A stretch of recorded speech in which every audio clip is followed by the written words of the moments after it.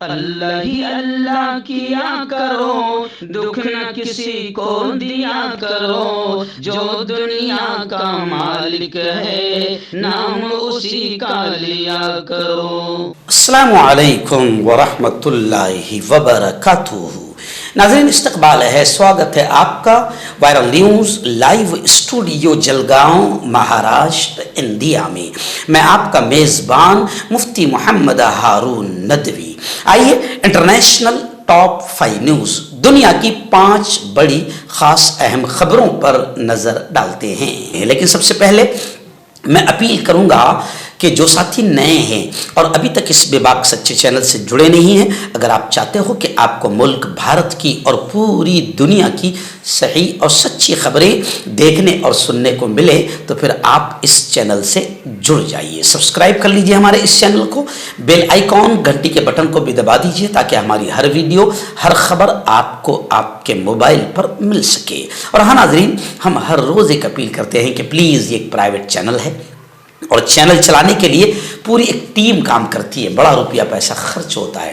اگر آپ چاہتے ہو کہ ایسے چینل جو ظلم اور ظالموں کے خلاف بے باک انداز میں بول رہے ہیں، اگر آپ چاہتے ہو کہ ایسے چینل مضبوط ہوں تو پلیز آپ چینل کی فائنینشیل ہیلپ، مالی تعاون، مالی مدد ضرور کیجیے۔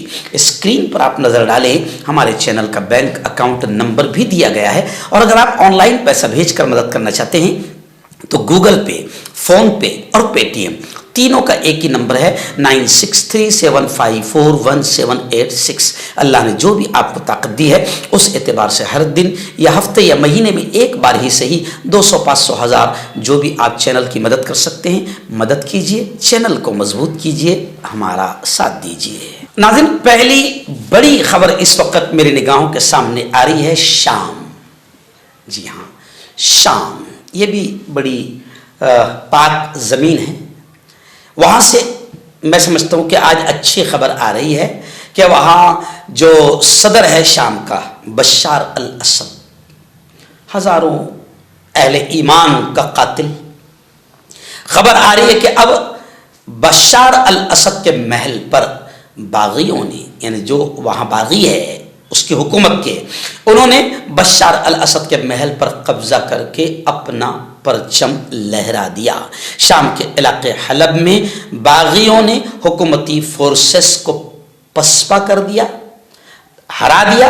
شامی فوج اور اتحادی فوج کو دیر الزور میں ایس ڈی ایف فورسز کے حملے کا سامنا کرنا پڑ رہا ہے۔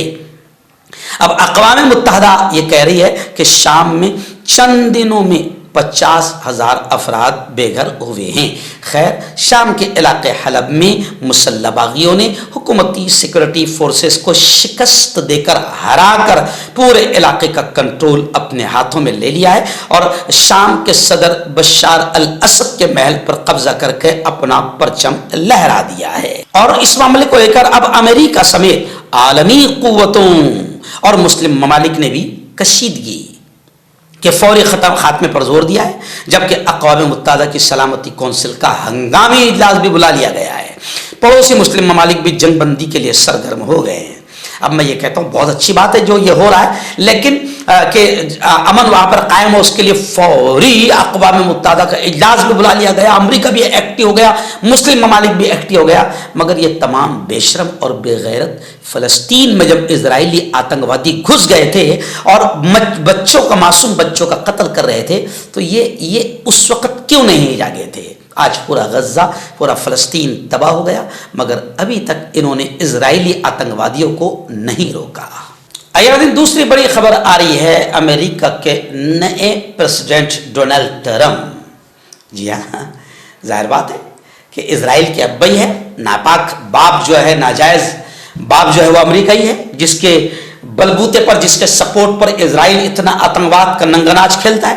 اب اسرائیل کے جو یرغمالی ہے، یعنی اسرائیلیوں کو جو حماس اور مجاہدین نے قید کیا ہے ان کو رہا نہیں کر رہا ہے، تو اس پر اسرائیلیوں کی، یرغمالیوں کی عدم رہائی پر ٹرمپ آگ بگولا ہو گئے، بڑا غصہ ہو گئے اور مشرق وسطیٰ کو جہنم بنا دوں گا ایسی دھمکی دے ڈالی۔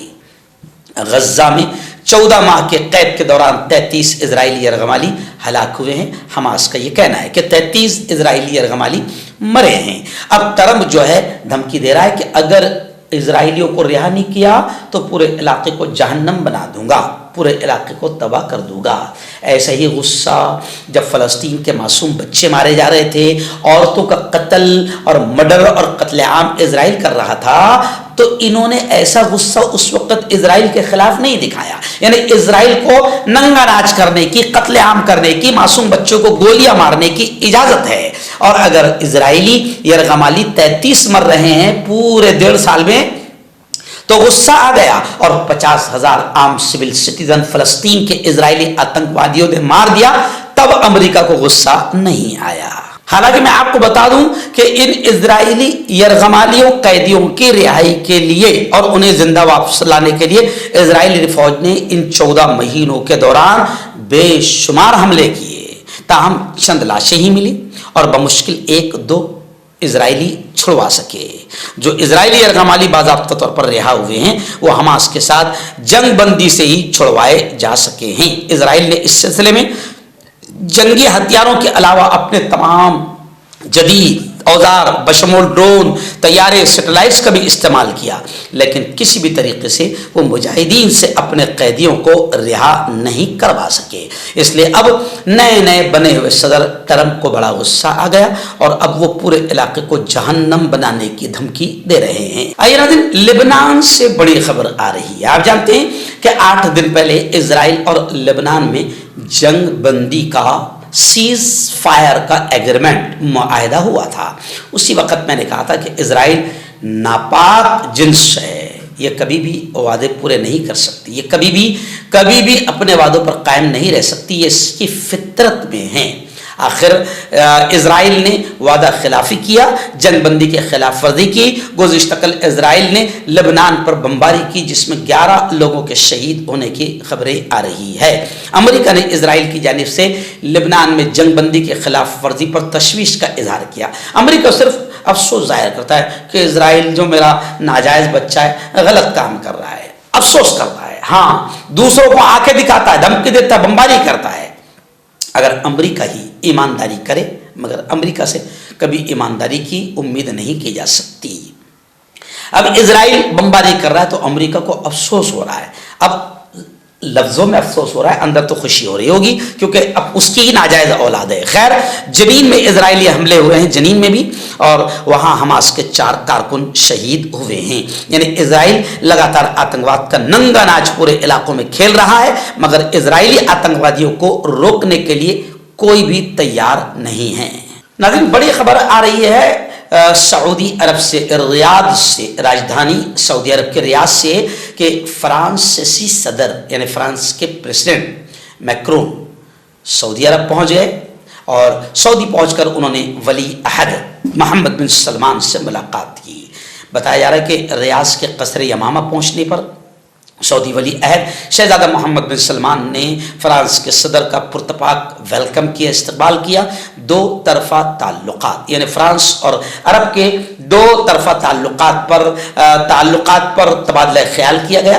تزویراتی شراکت داری مرکز کی تشکیل کے لیے سعودی فرانسیسی سمجھوتا بھی عمل میں آیا۔ فرانس کے صدر میکرون 3 روزہ دورے پر سعودی عرب پہنچ گئے ہیں۔ فرانس کے صدر نے سعودی عرب پہنچنے پر شہزادہ محمد بن سلمان سے ملاقات کی ہے، جس میں دونوں ملکوں کے بہتر تعلقات، کاروبار، بزنس کو لے کر اہم باتیں اور تبادلہ خیال ہوا ہے۔ آئیے ناظرین، ایران سے ایک بڑی خبر آ رہی ہے۔ جی ہاں، ایران کے صدر مسعود جو ابھی نئے صدر ہیں، انہوں نے حجاب کا جو نیا قانون بنا ہے ایران میں، صدر نے اس نئے قانون حجاب پر تنقید کر دی اور کہا کہ ایسے اقدامات یعنی ایسے قانون عوام کو بیگانہ اور برگشتہ کر سکتے ہیں، بھڑکا سکتے ہیں۔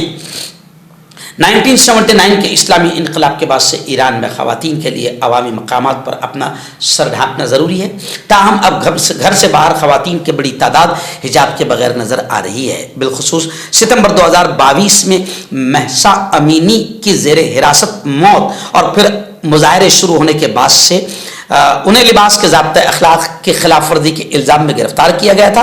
پارلیمنٹ نے نئے حجاب و عفت قانون کی منظوری دی ہے، لیکن اس کے نفاذ کے لیے 13 دسمبر کو صدر کی سگنیچر کی ضرورت ہے. لیکن اس سے پہلے ہی یہ بیان سامنے آ گیا ہے کہ صدر نے خود ایران کے طرف سے جو حجاب پر نئے قانون بنائے گئے ہیں اس پر تنقید کی ہے. یعنی یہ پتہ چل رہا ہے کہ صدر یہ نئے قوانین کو پسند نہیں کر رہا ہے.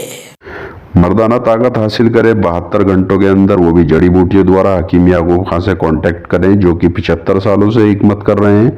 اس کے علاوہ جوڑوں میں درد، گردوں میں پتھری، شوگر، کھجلی، لیکوریا کا گارنٹی سے علاج کیا جاتا ہے. ابھی کانٹیکٹ. تو میں حکیم جاوید، کیا آپ کو شوگر ہے یا آپ کے بدن میں درد رہتا ہے جیسے جوڑوں کا درد، نسوں کا درد، گٹھیا ہوا ہے؟ اس کے علاوہ اگر آپ کو بواسیر ہے، خونی والی ہو، مسے والی ہو، اور اگر آپ اپنی شادی شدہ زندگی کو لے کر خوش نہیں ہیں تو آپ ہمیں کانٹیکٹ کر سکتے ہیں. یہاں گارنٹی کے ساتھ جڑی بوٹی سے علاج کیا جاتا ہے. تھینک یو سو مچ. حکیم فرید جو کہ خاندانی دیسی دواؤں سے علاج کرتے آ رہے ہیں، جیسے مردانہ طاقت، لیکوریا، شوگر بنا انگریزی دوائی بنا پرہیز کے ختم ہو جاتی ہے. اس کے علاوہ جوڑوں کا درد، گھٹنوں کا درد، کمر درد، کھجلی، بواسیر، خونی مسے والی، وزن کم کرنا، وزن بڑھانا، تل مسے، آنکھوں کے اوپر کی چربی، بالوں کا جھڑنا، بالوں میں کیڑا لگنا. بھی کانٹیکٹ.